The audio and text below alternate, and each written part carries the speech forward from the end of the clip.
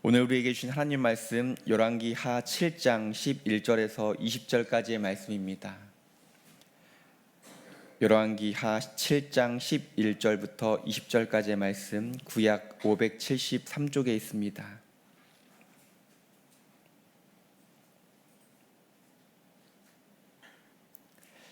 제가 봉독하겠습니다. 그가 문지기들을 부르매 그들이 왕궁에 있는 자에게 말하니 왕이 밤에 일어나 그의 신복들에게 이르되 아람 사람이 우리에게 행한 것을 내가 너희에게 알게 하노니 그들이 우리가 줄인 것을 알고 있으므로 그 진영을 떠나서 들에 매복하고 스스로 이르기를 그들이 성읍에서 나오거든 우리가 사로잡고 성읍에 들어가겠다 한 것이니라 하니 그의 신하 중 한 사람이 대답하여 이르되 청하건대 아직 성중에 남아있는 말 5마리를 취하고 사람을 보내 정탐하게 하소서. 그것들이 성중에 남아있는 이스라엘 온 무리 곧 멸망한 이스라엘 온 무리와 같으니이다 하고 그들이 병거 들과 그 말들을 취한지라. 왕이 아람 군대 뒤로 보내며 가서 정탐하라 하였더니 그들이 그들의 뒤를 따라 요단에 이른즉 아람 사람이 급히 도망하느라고 버린 의복과 병기가 길에 가득하였더라. 사자가 돌아와서 왕에게 알리니 백성들이 나가서 아람 사람의 진영을 노략한지라.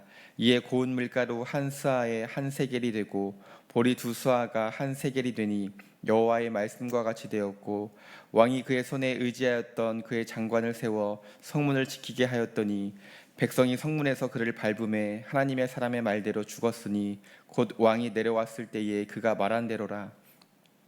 하나님의 사람이 왕에게 말한 바와 같으니 이르기를 내일 이맘때에 사마리아 성문에서 보리 2스아를 한 세겔로 매매하고 고운 밀가루 한 스아를 한 세겔로 매매하리라 한즉 그때에 이 장관이 하나님의 사람에게 대답하여 이르되 여호와께서 하늘에 창을 내신들 어찌 이 일이 있으랴 하매 대답하기를 내가 내 눈으로 보리라 그러나 그것을 먹지는 못하리라 하였더니 그의 장관에게 그대로 이루어졌으니 곧 백성이 성문에서 그를 밟음에 죽었더라.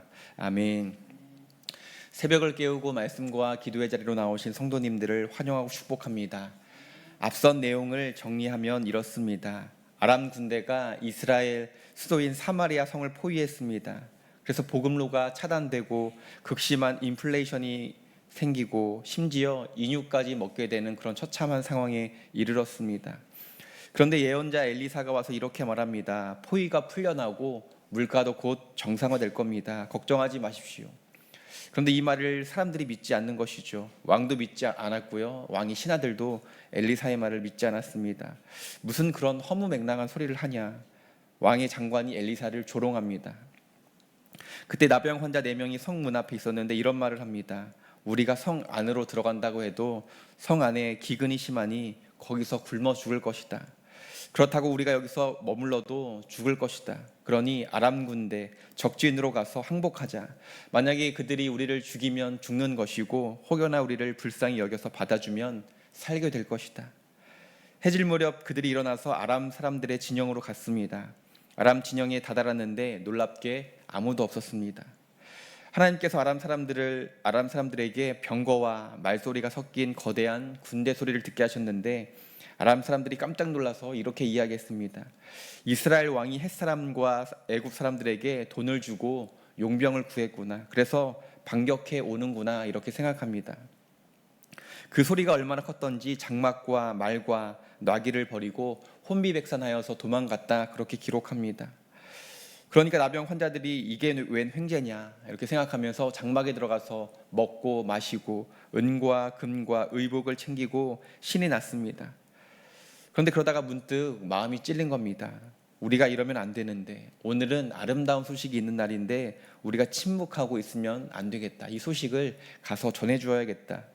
날이 밝기를 기다릴 것이 아니라 이 복된 소식을 성 안에 있는 사람들에게 얼른 가서 전해주어야겠다. 그래서 한밤중에 사마리아 성으로 달려갔습니다. 이후의 내용이 오늘의 본문입니다. 이제 나병 환자들이 성에 이르러서 문지기들을 만나고 아람 진영의 상황을 전합니다. 10절 말씀에 이렇게 말씀하죠. 우리가 아람 진영에 가서 보니까 거기에 한 사람도 없고 사람 소리도 없고 오직 말과 나귀만 매여 있더라. 이렇게 그 상황을 전합니다. 이때 이스라엘 왕이 여호람 왕인데요. 왕이 이 말을 듣고 어떻게 반응하나요? 너희들 참 멍청하구나. 아람 군대가 도망간 것이 아니다. 장막을 비우고 지금 몰래 매복하고 숨어 있는 것이다. 우리가 성에서 나오기를 기다리고 있다가 우리가 성에서 나오면 사로잡으려는 그런 계략을 가지고 있는 것이다.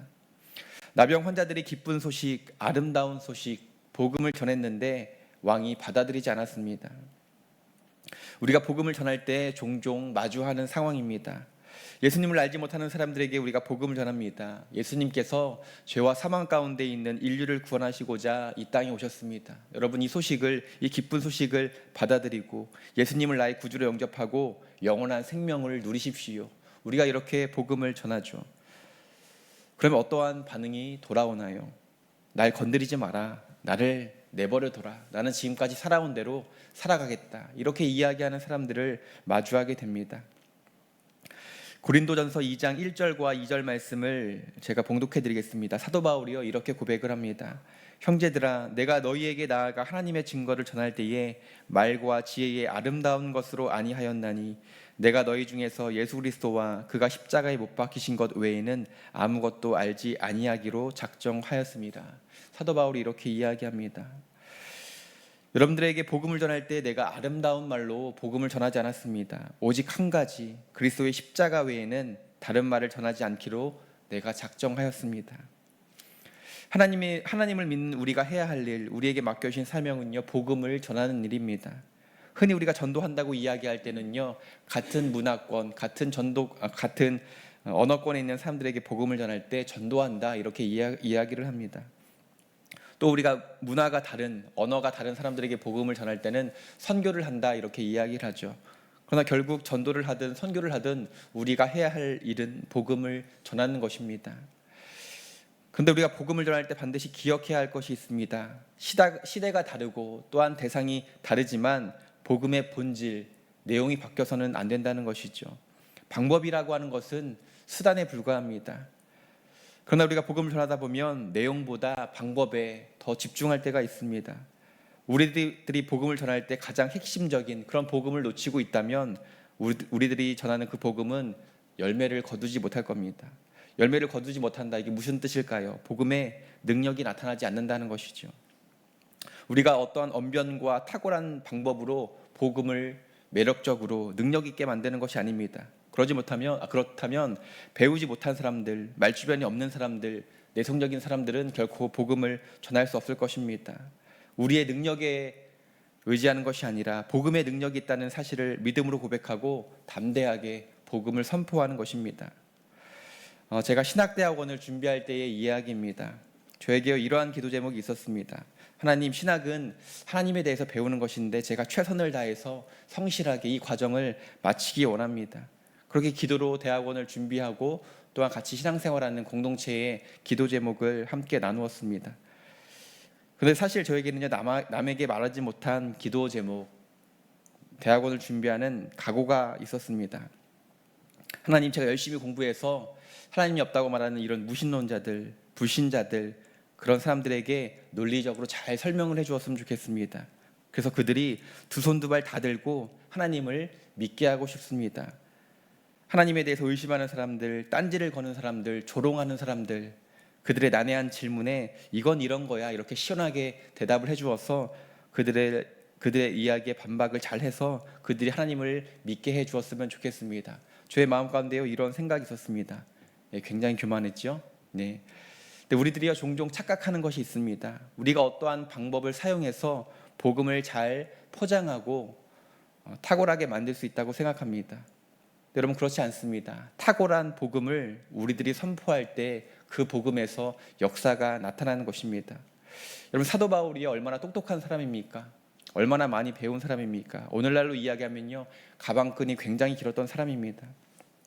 사도 바울에게도 복음을 전하는 데 있어서 당대의 학문과 철학과 수사학으로 복음을 잘 설명해주고 싶은 그러한 마음이 있었을 겁니다. 그런데 사도 바울이 당대의 수사학으로 변증적인 방법으로 그들의 질문에 막힘없이 잘 설득하고 설명해주면 그들이 복음을 받아들였을까요? 저는 그렇지 않다고 생각합니다. 오늘날로 치면 이런 겁니다. 100분 토론회요, 당 대표들이 나왔습니다. 이념과 이념, 또한 논리와 논리가 부딪혔습니다.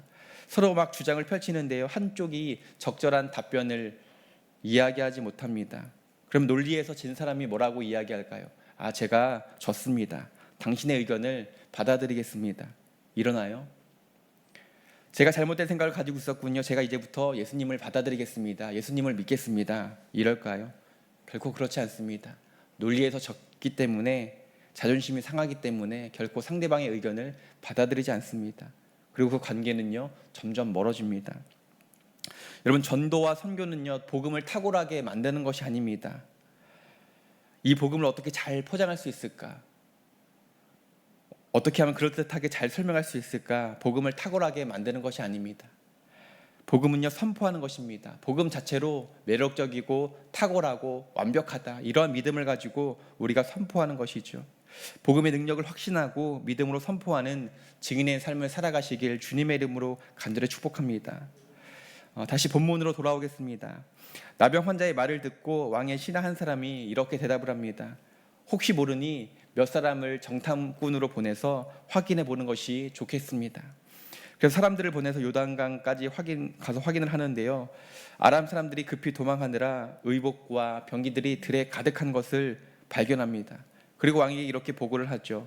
16절 말씀에 이렇게 기록합니다. 백성들이 나가서 아람 사람의 진영을 노략한지라 이에 고운 밀가루 한 스아에 한 세겔이 되고 보리 두 스아가 한 세겔이 되니 여호와의 말씀과 같이 되었고. 여기 굉장히 중요한 표현이 나옵니다. 16절 마지막에 여호와의 말씀과 같이 되었다, 이렇게 말씀합니다. 열왕기하 7장 1절에 보면 사마리아 성이 포위된 상태에서 하나님께서 엘리사를 통하여 이미 말씀해 주신 내용입니다. 이미 좋은 소식을 알려주었습니다. 7장 1절에 이렇게 말씀하죠. 엘리사가 이르되 여호와의 말씀을 들을지어다. 여호와께서 이르시되 내일 이맘때에 사마리아 성문에서 고운 밀가루 한 스아를 한 세겔로 매매하고 보리 두 스아를 한 세겔로 매매하리라 하셨느니라. 이미 말씀하신 하나님의 말씀이 이루어진 것입니다. 내일 이맘때가 되면 곡물의 가격이 정상화될 겁니다. 약속의 말씀, 축복의 메시지를 주셨음에도 불구하고 왕과 장관이 믿지 않았습니다. 하나님이 말씀하셨는데 그 하나님의 약속에 대한 별다른 기대감이 없었습니다. 그게 무슨 소리인가? 하나님의 말씀이 과연 이루어지겠는가? 왕과 장관에게 그러한 마음이 있었던 것이죠. 아람 군대를 겁먹게 해서 급히 도망치게 한 것이 분명 하나님께서 하신 일인데 아람 군대에 하나님께서 행하신 일을 사람들이 믿지 못했습니다. 오히려 이스라엘을 속이기 위한 아람 군대의 계획이다, 함정을 파놓은 것이다, 지금 매복하고 있는 것이다, 이렇게 여깁니다. 여러분, 오늘날 살아가는 우리도요 마찬가지입니다. 세상의 소리, 세상의 문화, 세상의 가치관들이 우리의 믿음을 얼마나 흔들어 놓는지 모릅니다. 네가 믿는 하나님이 뭐냐? 하나님이 복 주시는 분이 아니냐? 그런데 왜 네가 살아가는 삶이 그 모양이냐? 믿음이라는 것은 몰상식한 것이다, 비이성적인 것이다, 무조건 믿어야 한다는 말처럼 어리석은 말이 어디 있느냐? 이렇게 우리의 믿음을 깨부수고 조롱할 때가 너무나 많이 있습니다. 근데 그런 말을 들으면요, 우리의 마음이 흔들린다는 것이죠. 과연 하나님의 말씀이 이루어지겠는가? 세상의 소리에 마음이 위축되고 우리의 믿음이 흔들릴 때가 있습니다. 제가 청년들을 만나고 이야기하다 보면 참 안타까운 순간이 있습니다. 하나님의 말씀을 믿고 그 말씀대로 살아가고 싶은데 여의치 않다는 겁니다. 공부하는 것이, 직장생활 하는 것이, 세상살이가 만만치 않다고 이야기합니다. 그러니까 삶의 자리에서 그렇게 고군분투하며 살아간 청년들을 보면 참 마음이 아프고 짠합니다. 그런데 그거보다 더 안타까운 것이 있습니다. 그것은 하나님 보십시오, 어쩔 수 없습니다. 하나님의 말씀을 지키며 살아가고 싶지만, 노력했지만 상황이 여의치 않네요. 이렇게 하나님의 말씀보다 내가 처한 상황에 순응하며 살아가는 모습만큼 안타까운 것이 없습니다. 민수기 23장 19절에 이렇게 말씀합니다. 하나님은 사람이 아니시니 거짓말을 하지 않으시고 인생이 아니시니 후회가 없으시도다. 어찌 말씀하신 바를 행하지 않으시며 하신 말씀을 실행하지 않으시랴. 하나님은 말씀하신 것을 반드시 행하시고 이루시는 분이신 줄로 믿습니다. 여러분, 이 사실을 믿으시나요? 하나님은 말씀하시고 그 말씀을 반드시 성취하시고 이루시는 분이십니다. 그러면 여러분, 어느 쪽을 우리가 붙잡아야 하겠습니까? 눈앞에 보이는 현실을 붙잡아야 할까요? 아니면 하나님의 이 약속의 말씀을 붙잡아야 할까요? 여러분, 약속의 하나님의 말씀을 붙드실 수 있기를 주님의 이름으로 축복합니다. 왜냐하면요, 인생은요, 내가 바라보는 대로 되지 않고 반드시 하나님의 말씀대로 이루어질 것이기 때문입니다. 내가 바라보는 상황은요, 이렇습니다. 이렇게 이 상황이 쭉 흘러갈 것 같습니다. 근데 여러분요, 그렇지 않습니다.